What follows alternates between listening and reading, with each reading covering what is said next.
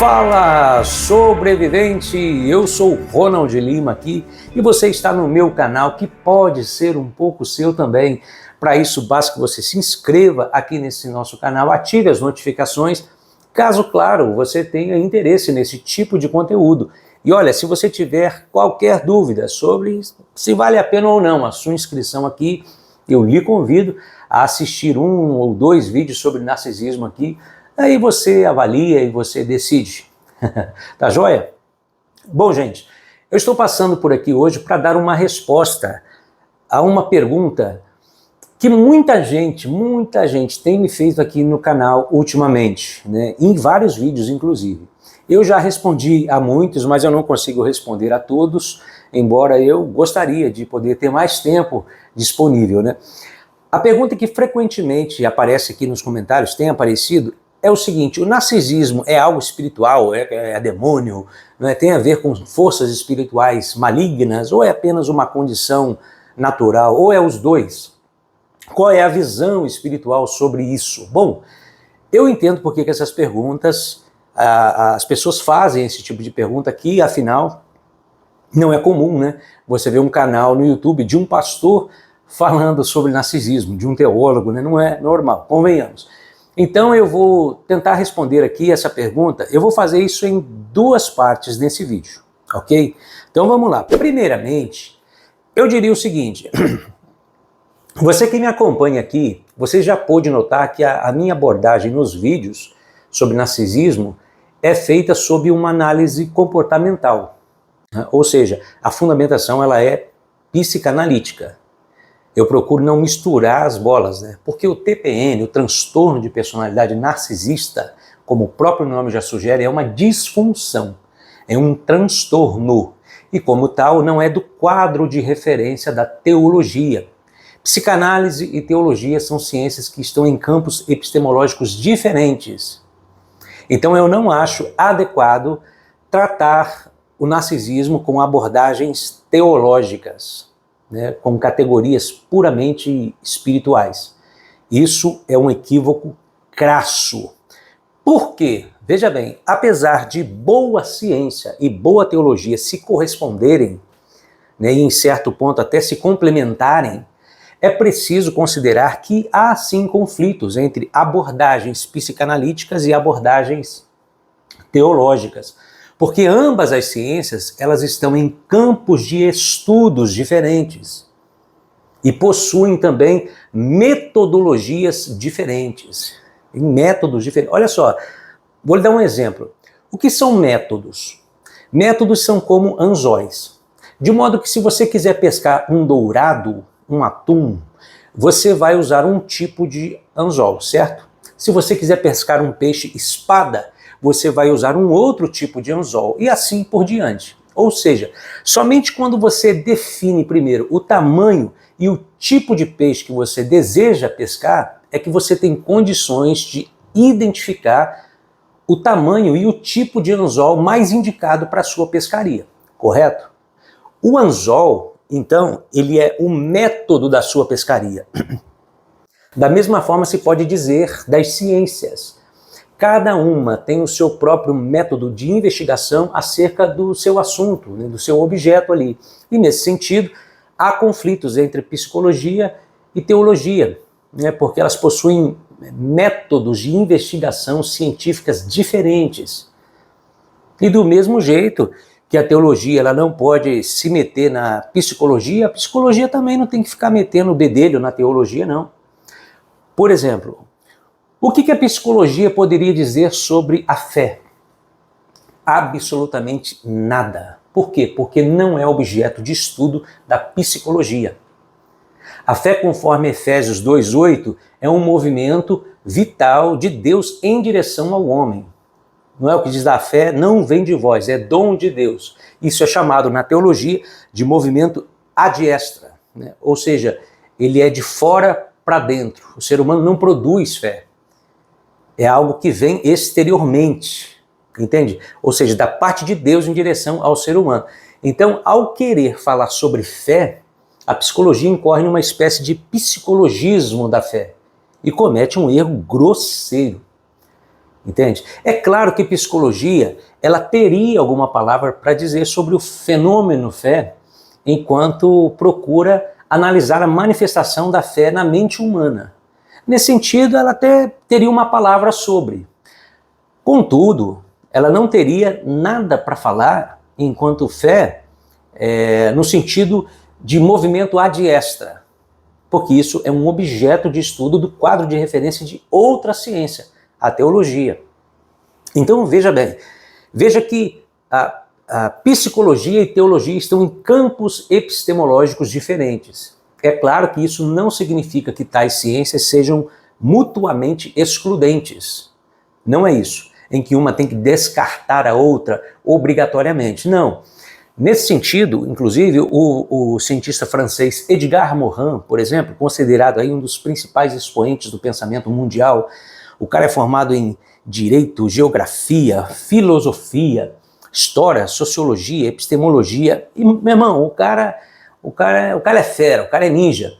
E esse cara, ele fala sobre a importância da teoria da complexidade, que é a importância do conhecimento ser visto sob uma forma transdisciplinar. A transdisciplinaridade é uma abordagem científica que prima pelo diálogo e unidade entre as diversas disciplinas e áreas do conhecimento. Ou seja, dentro dessa visão, o conhecimento ele não pode ser visto apenas de forma separada, compartimentalizada, né? Dado aí o processo de simplificação que isso implica para captar a realidade, que acaba deixando de lado aí elementos essenciais para o entendimento do todo, né?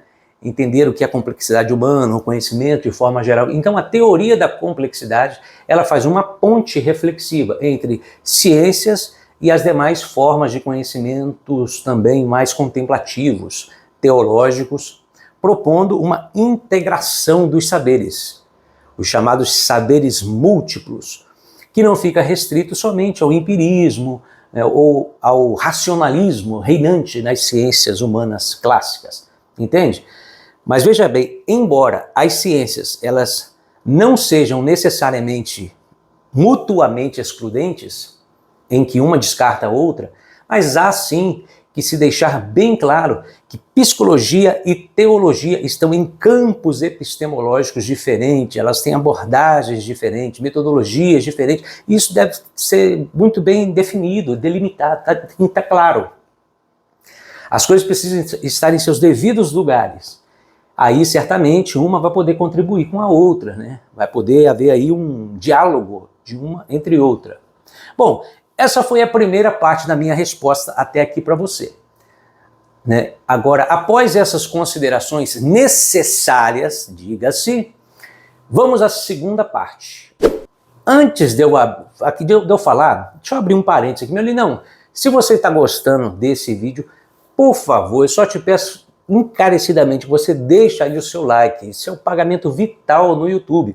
Eu entrego para você esse conteúdo e você me recompensa de volta com o seu like. É de grátis, não vai cair o seu dedo e me ajuda demais a fazer com que esse vídeo chegue a mais pessoas. Belezinha, posso contar contigo? Então me ajuda aí. Fechando aí o parênteses que eu acabei de abrir aqui e voltando, respondendo a pergunta, qual é a visão espiritual sobre narcisismo? Eu diria que pessoas narcisistas, especialmente aquelas que possuem o transtorno de nível maligno, né? Elas possuem uma aura ruim, demoníaca. E essa energia ruim, né? Volto a dizer, gente, é a minha opinião como teólogo apenas aqui, não é como um analista comportamental, tá certo? Então eu creio que essa energia ruim dessas pessoas narcisistas possibilita legalidades, brechas para ações espirituais demoníacas. Aí, nesse caso, tais pessoas que possuem o transtorno de personalidade narcisista, elas podem acabar se tornando, sim, instrumentos, marionetes nas mãos do inimigo. Mas isso não anula as responsabilidades pessoais dos atos ruins pelas pessoas narcisistas praticados. Tampouco justifica as ações perversas delas. Esse transtorno, na verdade, ele causa aí um distúrbio profundo na personalidade, consequentemente no caráter, né, gente boa? Então, elas têm, sim, responsabilidade no processo, certo? Agora, mesmo que pessoas narcisistas possam ser influenciadas por questões espirituais, sofrerem influências espirituais malignas, né, ou ser instrumento nas mãos do inimigo, sinceramente, eu não creio, sob hipótese alguma, que narcisistas patológicos, eles são o que são por causa de fatores espirituais, mas sim naturais. São fatores que estão mais ligados a causas ambientais, como criação, traumas, privações, quem sabe até a genética também, como especula aí alguns estudos. Eu creio sim, gente, que elementos espirituais pioram em muito a situação, mas não acredito que isso seja a causa, você está entendendo? Narcisismo, gente, é uma coisa muito séria, a gente tem que ser responsável. Isso não é questão religiosa, não.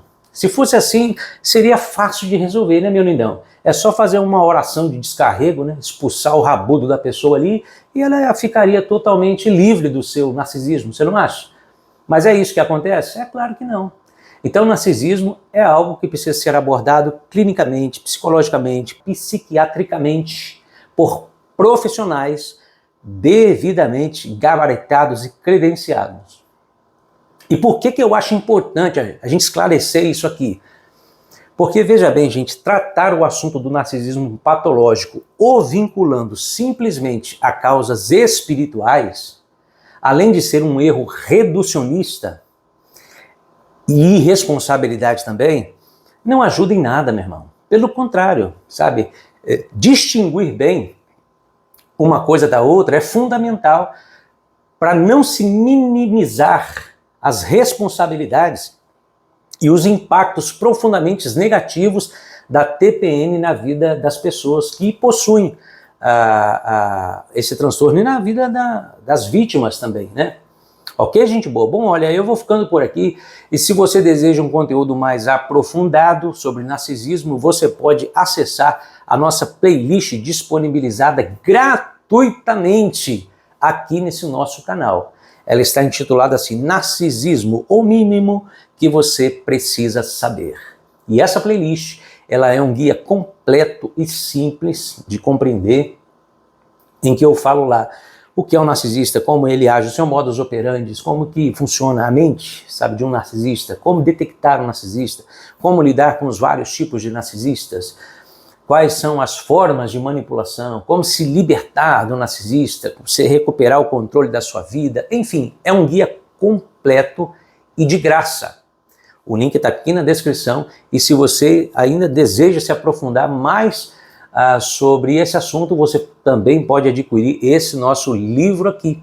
Vou deixar também o link aqui na descrição. Valeu, gente boa. Deus te abençoe. Tchau!